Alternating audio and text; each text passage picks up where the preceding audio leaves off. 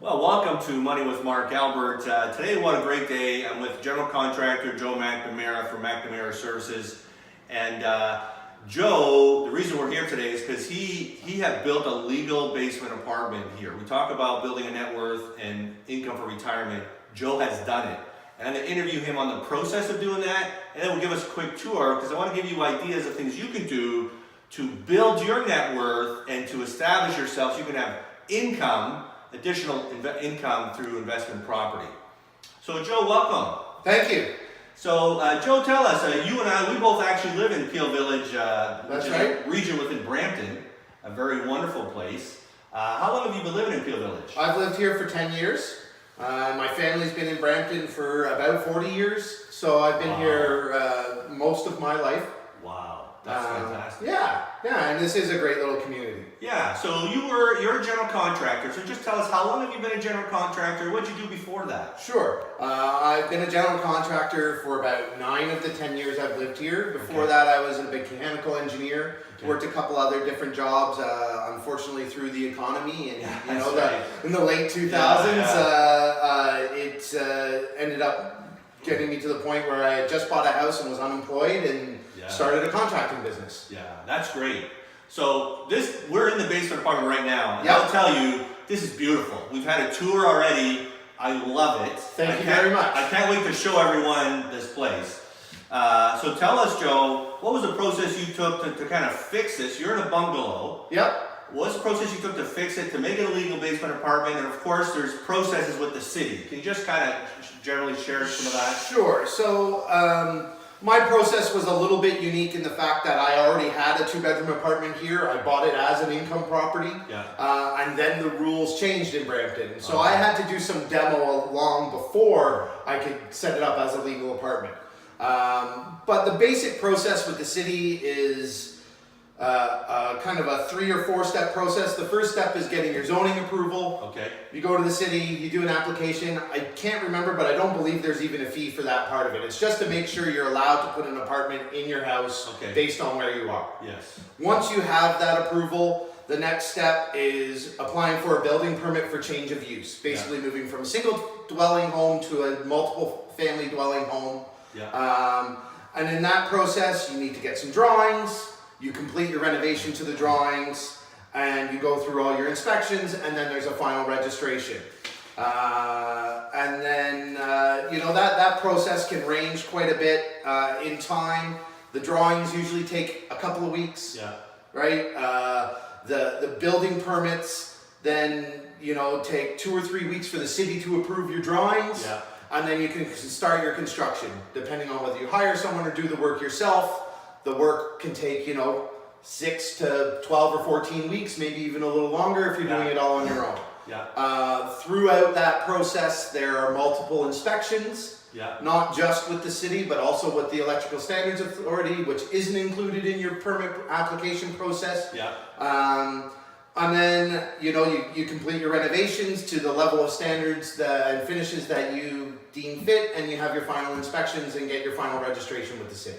Wow, so that's really great, and it seems like it's very systematic. You can work through that. Absolutely. There are fairly set fees with the city. You're looking at about $1,700 to $2,000 to apply and register a legal secondary unit. For the ESA, you're looking somewhere between $350 and $2,000, depending on the age of your home and all the different requirements. And of course, your renovation all depends on the level of finishes. Probably in the range of like $45,000 to $80,000 if you're hiring a contractor to do all the work. Yeah, and so one of the things we're going to do for our viewers here is we're going to put all the links from the city and such that you use. Absolutely. Down below. So if you want to do your own research, also we're going to put Joe's contact information. One thing you may want to do is Joe has a business Facebook page, so we're going to put that below in case you want to connect with Joe. He does great work in the Brampton and Greater Toronto area. He's actually done work for me in my house several years ago. And so before we give everyone a tour, do you have any advice that you would want to give to the audience here if they were thinking of creating a legal basement apartment? Yeah, absolutely. There's a couple of things that I would make sure you're aware of. Do a little bit of research on the process and fully understand the timeline involved. Yeah. It's not something you're going to be able to go to the city and start construction tomorrow. Yeah. Right? Make sure you understand the process and that you understand the costs and time required with the city, as well as with your contractor, and have good conversation with them so your expectations are being met. The other thing is involve your inspectors. If you're not sure about something, talk to them. They're a resource to be used by the city. They can make your process go very smoothly if you've kept them involved and in the loop so they know what's happening. That's great. And then, you know, before you close up your ceilings and do all of those things, be aware that you may want to do future renovations on the other floor. Yeah. Maybe run some conduit for electrical or plumbing, or send in some piping before you do that work, so you don't have to do any work in your secondary unit after it's complete. Yeah, this is really, really helpful info for people watching. Why don't you help us, give us a little tour? Sure. And then so people can get some ideas of things that they can do to improve their basement. Right, so we're in the living room here. We've got an emergency exit window that lets in a great amount of daylight here, which is fantastic. Notice the steps here to help if people won't need to climb up. That's a requirement. There's some minimum height requirements. That's perfect, Joe. We have the larger of the two bedrooms here is the master bedroom. Yeah. Nice big space, big open closet, lots of light. And we can move on to the second bedroom, which is fairly similar, a little smaller. In my case, it happens to be under a deck, so it's a little darker out the window, but still lots of great light with the floodlights. Absolutely. So talk to us about the flooring. I love the flooring here and in the kitchen. Yeah, thanks. We have two different kinds of flooring here. We have a laminate flooring that's on top of a subfloor in case there's any weather or water issues, and then a porcelain tile flooring for the kitchen area and leading to the drain and towards the bathroom. We have nice glass backsplash and granite countertops, brand new dishwasher, lots of lights in the kitchen as well. Perfect. Yeah, this is great. You know, we have a small little hallway here towards the bathroom with lots of storage in a small cabinet and a nice pantry or linen closet, whatever you choose. And then a bathroom here with a nice full tub and shower.